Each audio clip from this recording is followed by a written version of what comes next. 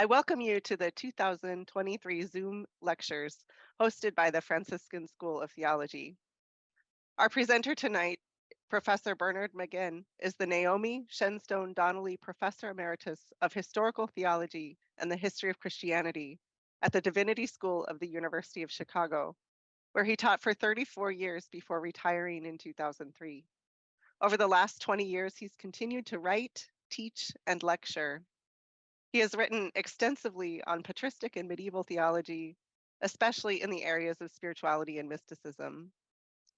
His major work in these areas is the 9-volume masterpiece, The Presence of God, A History of Western Christian Mysticism, which was published between 1991 and 2021. Tonight's lecture is entitled Benet of Canfield and 17th Century Capuchin Mysticism.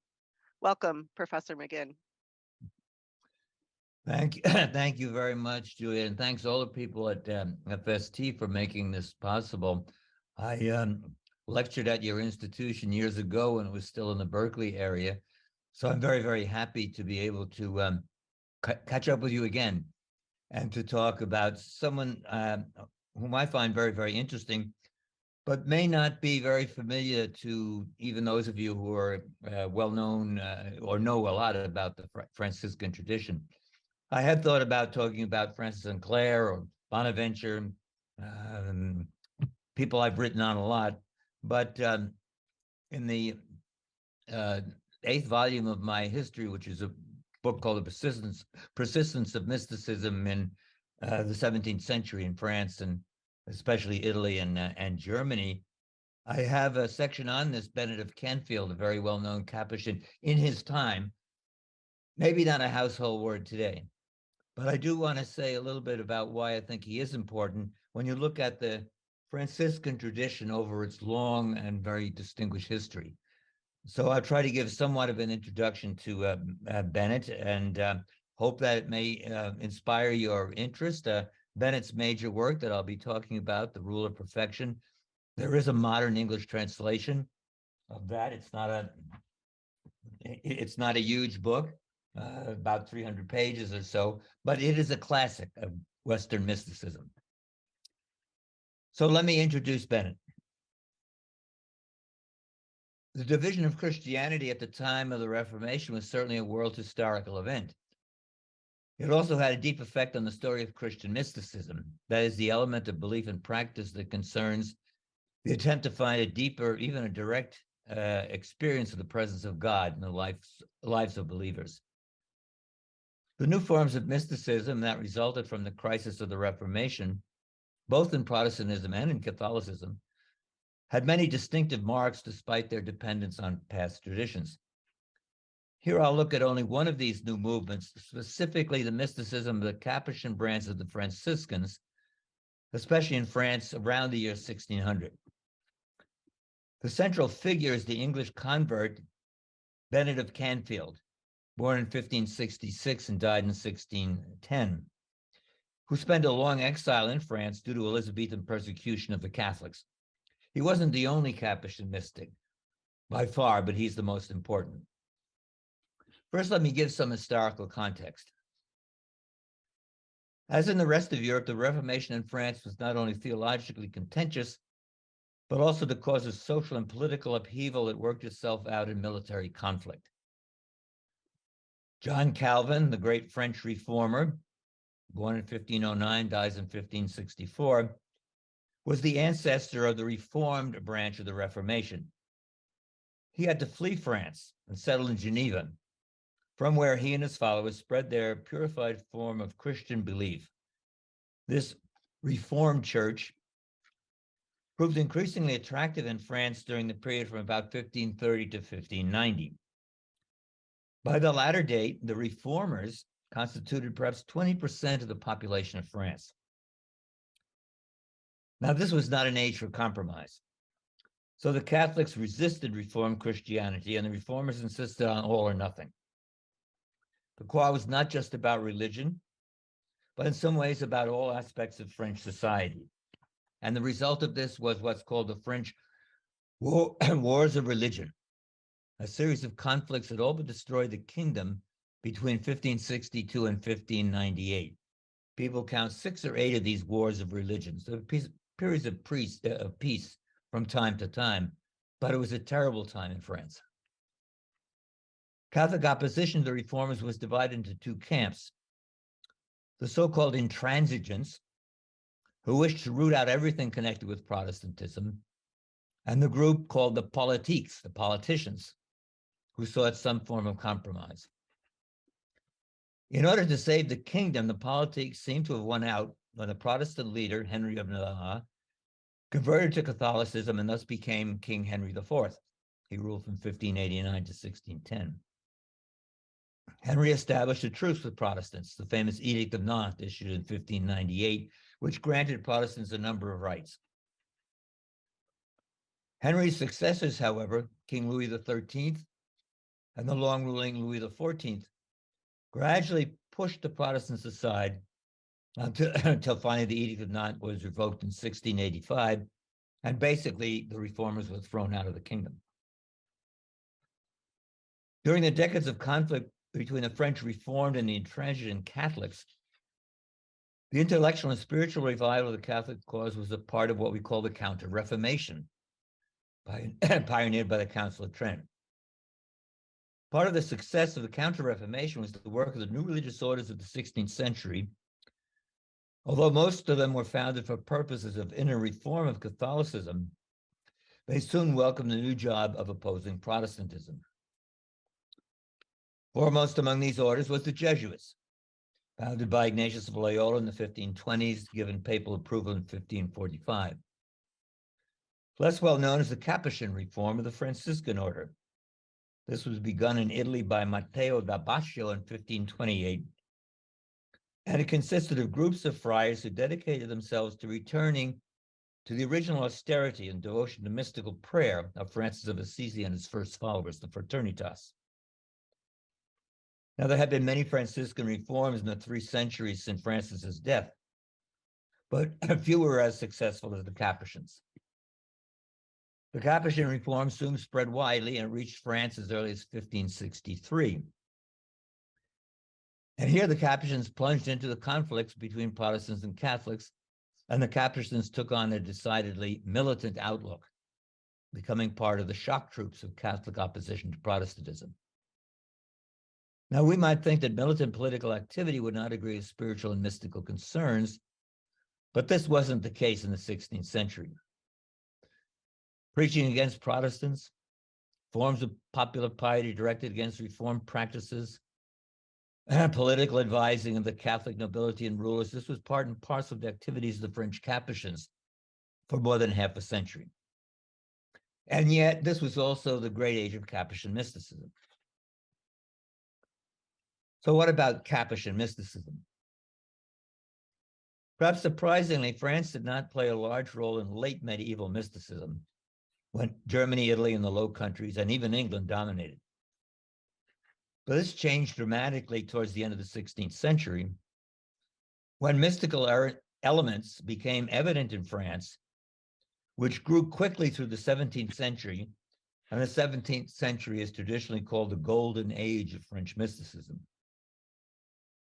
The reasons for this flowering are not easy to determine, but certainly the revival of the French kingdom, the reform of the French church, the renewal of religious orders after the wars of religion had much to do with this. The activity of the new religious orders was very important, as was the growth of religious fervor among the laity who were called the devout ones, the devots. A key factor in the French mystical wave was the influence of a circle of aristocrats and others, a salon, you could say, that gathered around a Parisian noblewoman known as Barbacari. Her dates of 1566 to 1618, and she was particularly active in Paris from about 1590 to 1615. Barbacari was converted to deep spiritual life by a reading of mystical literature sometime around 1588. And her home became a center where clergy and laity interested in mysticism met to pray and discuss mystical literature. Akari herself became famous as a visionary and ecstatic. She was also instrumental in inviting Teresa of Avila's reformed Carmelite nuns to Paris in 1604, and she encouraged many other reforms of the traditional religious orders. After the death of her husband in 1613, she joined the French Carmelites and eventually was beatified. Among those active in this mystical circle was Acari's cousin, the priest Pierre de Bérulle, who was to become both a cardinal and a noted mystical author. The greatest French language mystic of the 17th century, the Savoyard Bishop Francis de Sales, whom many of you probably read, frequently joined her group when he was staying in Paris. The English Capuchin that I'll talk about, Benet of Canfield, also joined the group from about 1592 on, and for some years he was Acari's spiritual director. So who was this Benet of Canfield? Well, he was born William Fitch into an English Puritan gentry family in the Essex town of Canfield in the year 1562. Raised as a loyal child of the English Reformation, he went to London to study for a career as a lawyer. But in the 1580s, he began to experience religious doubts that were typical of his age, doubts that affected both Catholics and the Reformed. Where did true religion lie? What was the reality of the Eucharist? It's this kind of question. William's spiritual struggles are available to us in an account, a kind of personal account based on Augustine's Confessions, that was later included in a Baroque hagiography, Saint's Life, composed about him by a priest called Jacques Bruce. This book is called The Miraculous Life, Conversion, and Conversation of the Reverend Father Benet of Canfield.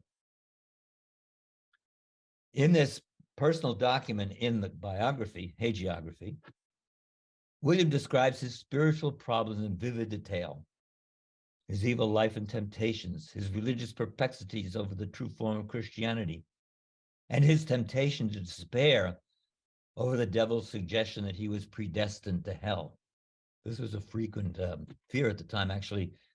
Just about the same time the young Francis de Sales was experiencing a similar temptation when he was a student in Paris. Well, the result of this was William converted to Catholicism in 1587, and he deemed it best to leave England for France. And in France, he debated about joining the regular conventual Franciscans, as they would call the Cordeliers in France, or the more austere new order, the Capuchins. At this point, his spiritual confessio presents an account of what he calls a spiritual ravishment, a spiritual ecstasy that revealed to him what he should do. I'll quote the text. For about midnight, being all alone in my chamber and lifting up my spirit towards thee, O God, in this affair, I felt myself drawn by thee, and my spirit so filled with a sudden supernatural light, and was so surprised with so great a fire of charity, that being out of myself and being transported into thee, I rested like one who had lost all feeling of myself in the world. In this ravishment and alienation of sense, I knew after an unspeakable manner thy holy will touching my vocation, so that if an angel had visibly appeared to me to have declared it, I could not have better known it, nor more certainly believed it. He concludes by saying, I passed the whole night in great sweetness and spiritual delight. So like Bob Acari, William Fitch became famous for frequent ecstatic experiences. A later text in his life, coming from the author Jacques Bruce, says, I should not say that he had ecstasies or ravishments, but that his whole life from 23 years of age that he became a Capuchin was a continual rapture and perpetual ecstasy. So he was always going off. So in 1587, William entered the Capuchins and was professed in 1588 with the new name Benet, and then as the Capuchins did, taking the name of his home city, hometown. So Benet of Canfield. His year of novitiate was marked with frequent raptures, including a 2-day ecstasy after beholding a representation of Christ on the cross. Not long after being professed, Friar Benet left France to pursue doctoral studies in Venice, where he remained from 1588 to 1591, And here he seems to have come in contact with the Capuchin polymath and eventual doctor of the church, St. Lawrence of Brindisi, who was teaching at Venice at that time. Friar Benet was a good student and absorbed an impressive degree of doctrinal and mystical literature in the brief years after his conversion. And it seems like it was during his stay in Venice that he began writing his major mystical work. He wrote several, but this is the only one that's famous. The book he called The Rule of Perfection. The Rule of Perfection. According to Bruce's life, the basic content of the book had been revealed to Friar Benet in one of the ecstasies he received during his novitiate. The stages in the composition of the book are obscure. Much of its 3 books were probably written first between 1589 and 1593, and it circulated in manuscript for a number of years. But during these years, there were theological disputes about aspects of the last of the 3 books, centering on his teaching on what he called passive annihilation. And I'll say more about passive annihilation later. Several pirated copies and imperfect forms of the first 2 books, and even the full 3 books, appeared in print in the first decade of the 16th century. Canfield himself did an English translation of the first 2 books, which was printed at Rouen in 1608 and 1609. Shortly before his death at a pretty early age in 1610, the Capuchin authorities ordered Friar Benet to put out an official edition of all 3 books, both in Latin and in French. So it's really written first in French and then translated into Latin, and he translated part of it into English. These editions, this edition, the official one, deleted a number of earlier passages on passive annihilation and introduced a number of qualifications and additions that were designed to forestall any criticism. The book proved to be quite popular. There are almost 50 printings in many languages during the course of the 17th century. But as I said, it's gradually kind of passed from popularity over the course of the years since then. Friar Benet's short life had its share of drama. From his return to France from Italy in 1591 until 1599, he was quite active in the confused religious scene subsequent to the victory of Henry IV. During this time, he became connected with Barbacari and his circle, as I mentioned. But because of his involvement in several religious controversies at the time, Friar Benet's superiors accepted his offer to return to England and to work for the restoration of the Catholic faith in the country, of course, at the risk of martyrdom. Priests, Jesuits, Capuchins, and many secular priests, as you know, were executed under Elizabeth's reign. So in 1599, Benet and other Capuchins set sail for England. They landed, they were promptly arrested. They must have been betrayed. He spent 3 years in English jails before being released in 1603 through the intercession of Henry IV, the French king, sent back to France. Between this time and his death in 1610, Canfield served a number of leadership roles among the Capuchins, and he also kept in contact with the spiritual circles in France, Barbacari's circle, and people like Francis de Sales and Pierre de Berulle and others. All this time, he was, of course, also revising his masterwork, The Rule of Perfection. So what kind of a book is The Rule of Perfection?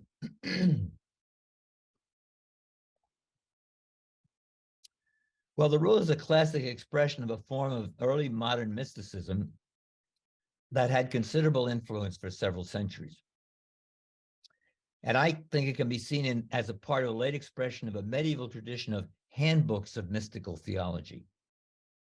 From about the 12th century on, the late Middle Ages, there are a number of people, Franciscans, but many others, who write kind of handbooks for mystical theology, both for clergy and for laity. What's different about Canfield's book is that he uses the strategies of Renaissance rhetorical and dialectical argumentation, give the treatise a somewhat different character from the medieval examples. What do I mean? Just give a few examples. He makes use of what Renaissance rhetoricians call topics or themes for ordering knowledge. He also loves the juxtaposition of opposite terms in order to bring out deeper understanding of the terms in question. And he also employed what he called rules or maxims by which particular cases are to be measured. Favorite one in his terminology is the rule of rectitude, the rule of rectitude. Above all, the Capuchin was interested in what he called reduction. Reduction. That is, bringing the complexity of spiritual teachings back to their deepest point of origin. The title of the book declares this: the rule of perfection, containing a brief and perspicacious abridgment of the whole spiritual life, reduced to a single point of the will of God and divided into three parts. So it's all reduced to the will of God. If you get the proper notion of the will of God, you can understand the whole spiritual life.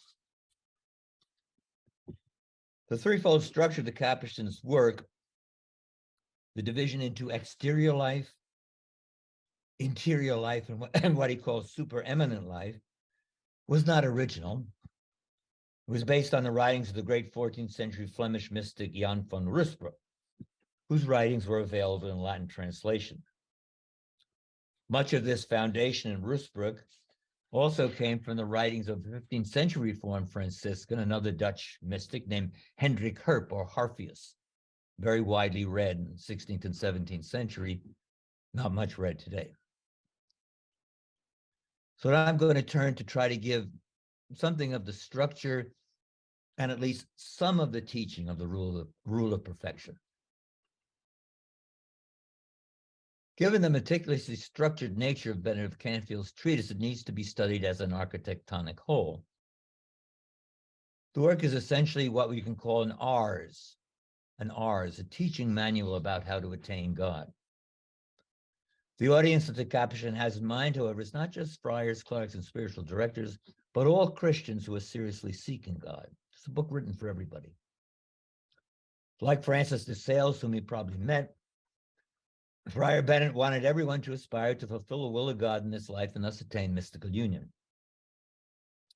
This brief abridgment of the whole spiritual life reduced to the single point of the will of God, as I said, is divided into three parts. Here's how he describes them. The first part, treating the exterior will of God, comprehending the active life. The second, treating the interior will, containing the contemplative life. The third, treating God's essential will, speaks of the supereminent life. Supereminent life. This is a term that's very common to Rysbroek and Rysbroek's tradition. Although the structure of the three lives was inherited from Rysbroek and Herp, Canfield's sources, none of these former mystics had linked the triple division precisely to the forms of the divine will. So it's this linking to the forms of the divine will that is the nodal point of Canfield's system.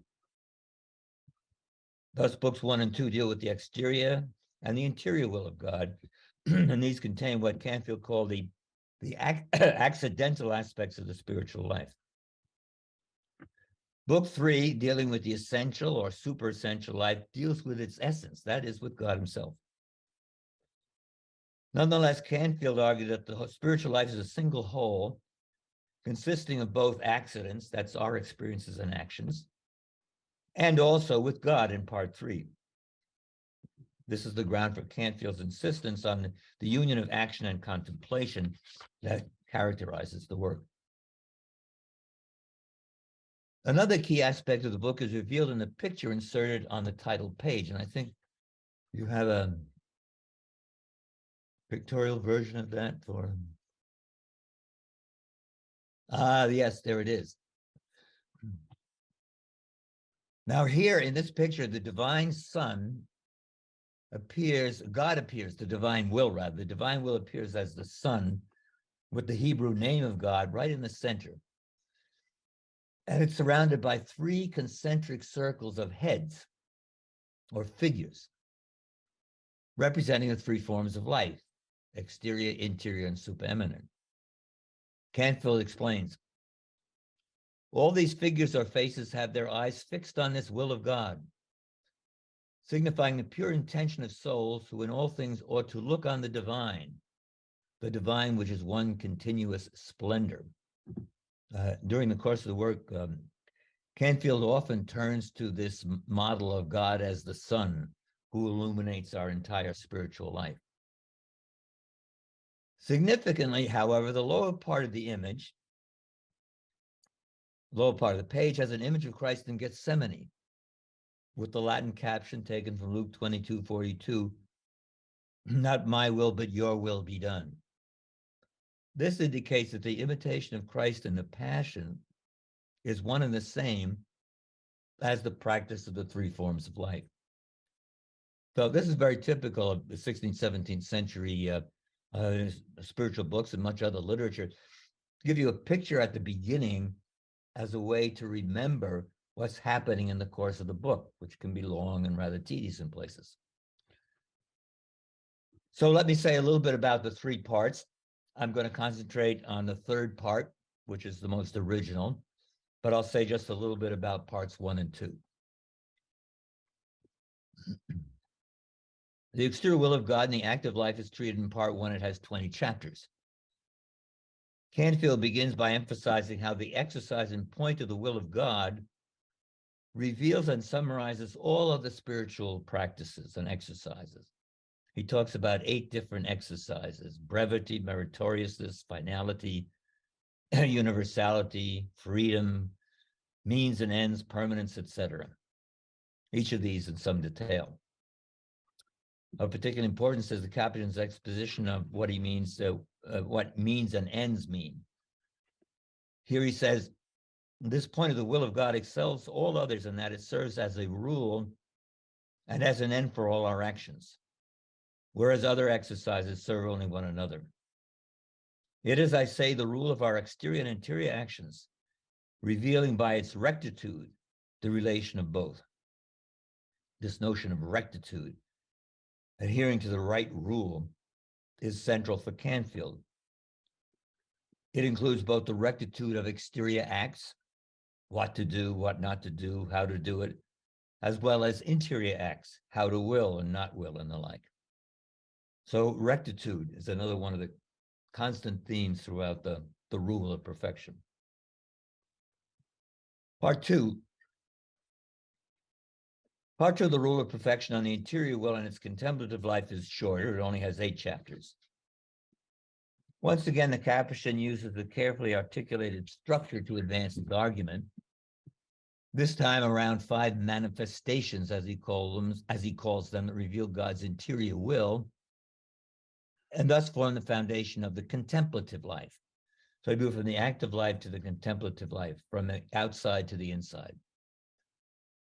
Canfield defines God's interior will as, and I quote, the good pleasure of God, known by a perfect, manifest, and experiential interior knowledge, which illumines the soul in the interior and contemplative life.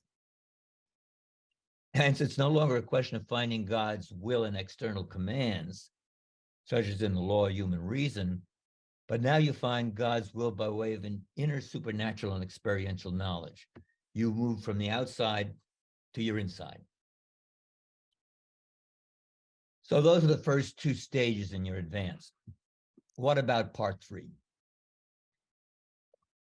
Well, part 3 of the rule of perfection proved controversial, especially for its teaching regarding passive annihilation and the supereminent life in general. What does it mean to say what is a supereminent life?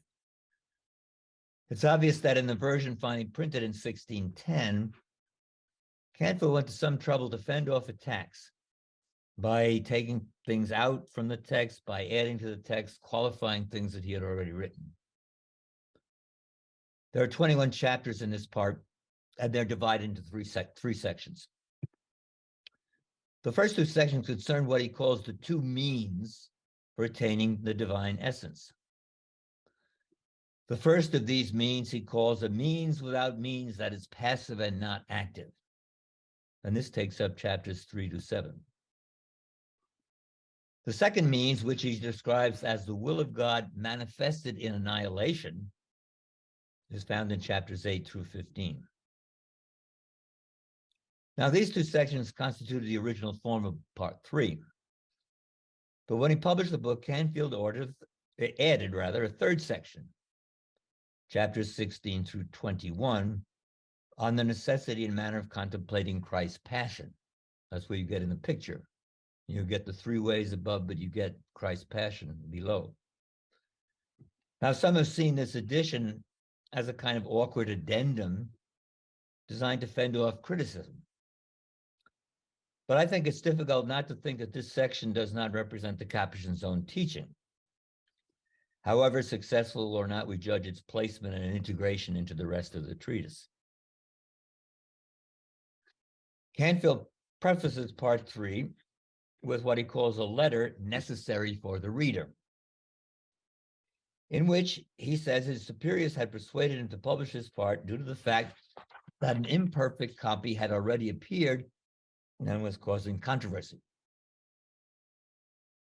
Here he seems to be referring, at least in part, to an attack of Teresa of Avila's disciple, the Carmelite Geronimo Gracian, who is now resident in the Low Countries and who was accusing certain people, he doesn't name Canfield, but in certain polemical works, he was accusing those who were setting perfection in total annihilation.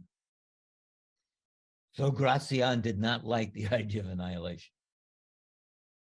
In response, Canfield admits that this part of the book, and he says, exceeds the capacity of common persons. But he notes that it's not right to deprive advanced souls of solid food because beginners can only drink milk, reference to Paul, 1 Corinthians 3. Canfield also warns that no one should read this section who has not been judged capable of it by a religious superior confessor or a spiritual director. So he's kind of aware that part 3 is controversial. He knows it's been attacked by this Carmelite and others, but he doesn't drop it. He's going to explain it.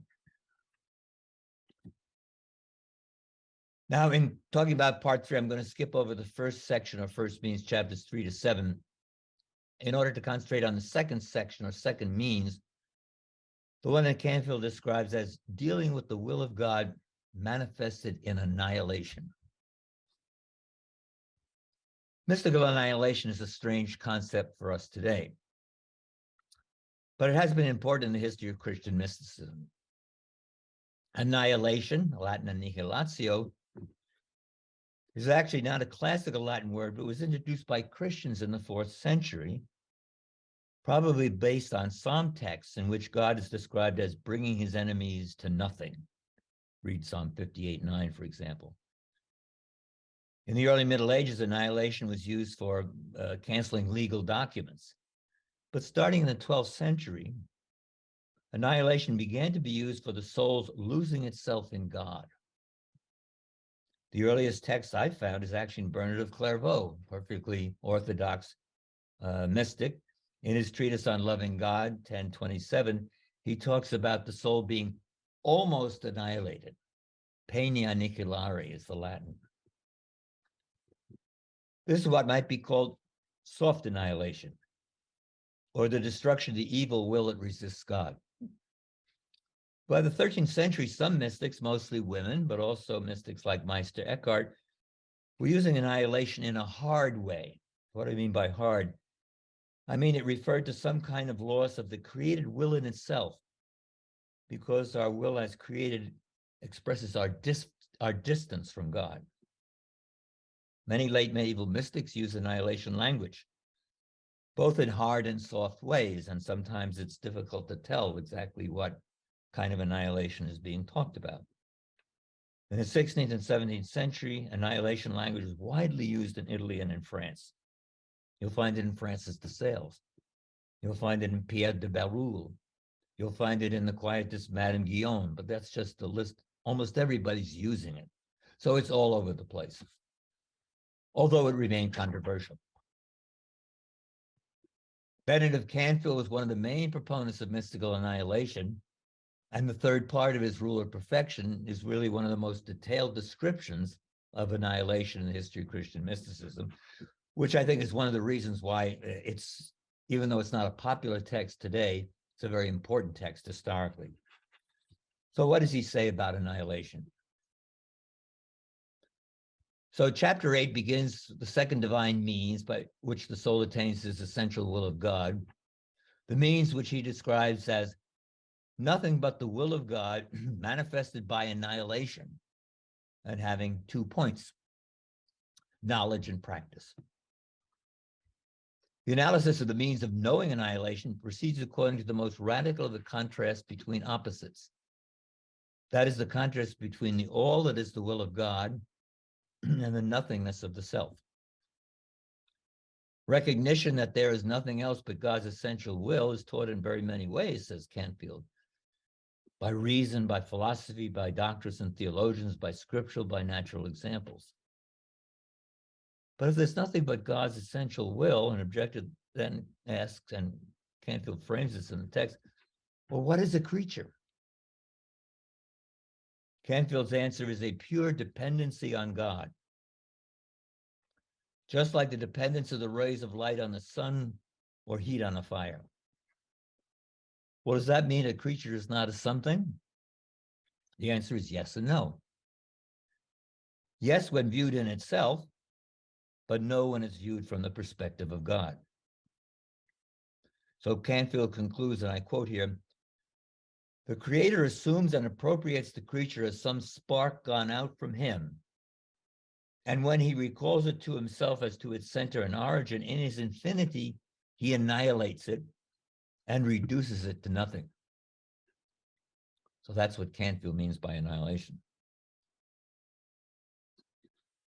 More important than knowing the truth of annihilation is the practice of annihilation, to which the next 2 chapters are devoted. Fundamentally, the practice of annihilation does not involve doing something, but refraining from doing. Passively allowing God to work in the soul, not interfering with his actions by our own worries, our own spiritual exercises, or even by our own seeking God. This insistence on passivity leads to some expressions, especially in chapter 10, which might seem to be quietist, the way that some late 17th century mystics were accused of quietism. Nevertheless, when we look at the whole of the Capuchin's teaching on annihilation, especially the superiority over active annihilation over passive annihilation, I think it's far to say that it's easy to say he's not really quietist. Canfield advises his reader to remain always in the divine abyss and to annihilate all the things that separate us from God. That is sin, darkness, ignorance. He says, therefore, one must not kill or annihilate the body, the soul, or any other thing, but rather sin, darkness, and ignorance. We cannot do this on our own, but God's essential will can do it, provided that we remain open to the divine will that's acting in us. What this means in concrete is shown in chapter 10, where Canfield describes the 10 most subtle and unknown imperfections that hinder the supereminent life. For example, it's a mistake to struggle against superfluous thoughts and distractions in your spiritual life. Rather, just have contempt for them and remain quietly in the abyss of light and life until they pass. Similarly, there should be no exercises and no forms or images in this practice, accepting always the image of the sacred passion. Seeking sensible feeling of a union with God is wrong. He says to remedy this, one should change this sensibility, this good feeling, into a naked love, which is emptied of all feelings, stable, long-lasting, always the same, knowing that God is not at all sensible and not at all comprehended by sense, but God is pure spirit. Chapters 11 through 14 deal with what's most distinctive of the Capuchin's teaching on annihilation. That is his distinction between passive and active annihilation. Canfield notes that his treatment in part 3 thus far is concerned with getting rid of acts, images, and exercises. But that still leaves the question of how annihilation relates to these things that we get rid of. The solution, he says, resides in a deeper double sense of annihilation. And here I quote him. In the former annihilation, a person has simply annihilated all things, but here you must do so doubly. For whereas previously he has annihilated them when they have vanished, here he must do so even when they remain. Well, what does this mean? The answer is in terms of the distinction between passive and active annihilation. Passive annihilation, what he's been talking about thus far, is getting rid of things. Active annihilation is when the person and all things are not thus annihilated passively, but rather actively. That is by means of a light as much natural as supernatural, the understanding in which one discovers and knows assuredly that he and all things are nothing. So it's a discovery, a realization of everything as nothing, even when you're in the midst of activity. No image remains in passive annihilation, the former kind, but in active annihilation, images and feelings do remain, but the person knows that they're really nothing. God is all there is. In active annihilation, the spirit is just as passive as in passive annihilation. Therefore, according to Canfield, active annihilation is more perfect than passive because it can coexist with the mental and physical work that God performs in and through us. It's also more persevering. These two annihilations, he says, serve two loves which comprehend the whole spiritual life. Namely, there's an enjoying love that comes from passive annihilation, and there's a working love that springs from active annihilation. These two loves taken together, action and contemplation, constitute the friar's view of the height of mystical union. The proper place of passive annihilation is where we are quietly enjoying God, while the place of active annihilation is where we're striving after God, or better put, where God is active in and through us. Therefore, the truly annihilated soul will combine action and contemplation. As he summarizes in chapter 13, by passive annihilation, the soul remains stripped of all images in a great denuding and repose of spirit, and she is raised up and carried with all her powers into God. By active annihilation, the soul likewise remains fixed in him while among these acts and images. The true practice of the supersensual life consists in the opposition between the all and the nothing. That is the person who only takes notice of the all that is God and does not even think of the nothing of creation. Now, this is strange, perhaps mystical teaching, but I want to conclude here with a touch on the place of the passion in this whole system, which shows the very Franciscan side, what seems to be a pretty abstract form of mysticism. The last 6 chapters of part 3 of the rules switch gears to the practice of contemplating the passion of the Lord, something that the Capuchin insists is totally compatible with and indeed the inner meaning of the union of passive and active annihilation. This section is deeply Franciscan, making considerable use of Bonaventure, as well as the Spanish Franciscan Peter of Alcantara, who was, of course, a good friend of Teresa of Avila. Chapter 16 opens by countering the arguments of those who think that the practice and contemplation of the passion is only for beginners. No, says Canfield, the practice of contemplating the passion is necessary even for those in the supereminent life. According to an ancient reading of Exodus 25, where God shows Moses an exemplar on the mountain, exemplar of the Ark of the Covenant, the Christian reading of that is the passion is the exemplar that's shown to Moses on the mountain.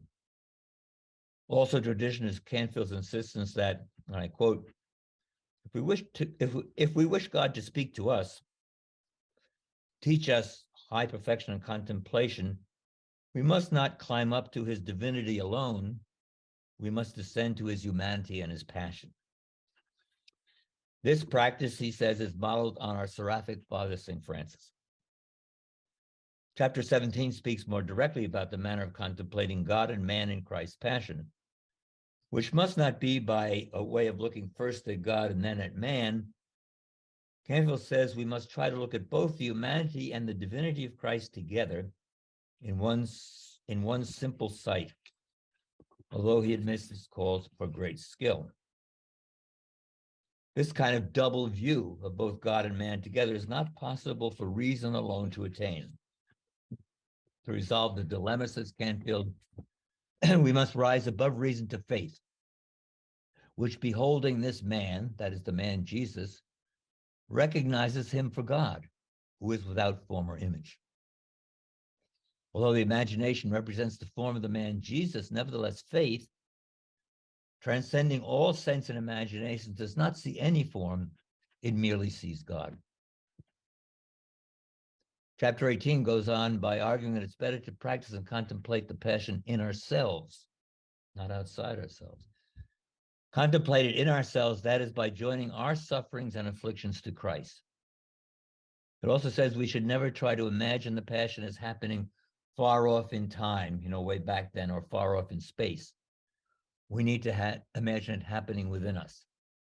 And we can perform this kind of contemplation both because of our personal union with Christ and also because we're joined with Christ in the mystical body. Since we contemplate the passion not to make us conform to it, it's better to contemplate Christ in his sorrows and afflictions, and also our own sorrows and afflictions, and not to seek any sensible joys in that form of contemplation. Chapter 19 says, if we contemplate the passion as it is in us, we must not imagine it, but we must apprehend it such as we really feel it. This is very Franciscan. It's how you feel the passion, which is really crucial. At this point, Canfield picks up on another constant theme found in the practice of annihilation, namely that one should not forsake the passion for the contemplation of divinity alone. Just as the soul should never abandon the practice of God's exterior will, to become totally lost in interior and supereminent contemplation. Here, Canfield relies on the authority of the Franciscan tradition of passion piety, especially St. Francis, Bonaventure, and also Teresa of Avila. If you've read Teresa of Avila's life, it says never abandon the passion and just try to contemplate God. That's wrong. So we're always in need of Christ on the cross, whose divinity illuminates us in contemplation and whose humanity shows us how to work. One of the issues that becomes clear as Canfield proceeds is that knowledge of divinity alone through abstract thinking is not good. It's not as potent as knowledge of the divinity and humanity together, which we see in Christ's passion. So I'll conclude. Although not much read today, Benet of Canfield is a potent name in the history of Christian mysticism, not only because he was so influential for over a century, but also because of the depth and consistency of his focus on the mysticism of the divine will. His meticulous description of how to practice this mystical art, as well as his ability to synthesize so much of the mystical wisdom and themes of the tradition, were to be very important in the 17th century when he was widely read. This helps explain his former popularity, as well perhaps as his present neglect. Despite his emphasis on typical 17th century themes like mystical annihilation, part 3, I think, of the Rule of Perfection shows that he was a very devoted and original follower of Francis and the Franciscan tradition. So thank you very much for your attention. Thank you so much, Professor McGinn, for your lecture. This opportunity is brought to you by the Franciscan School of Theology Development Department. And let's all give Professor McGinn virtual applause.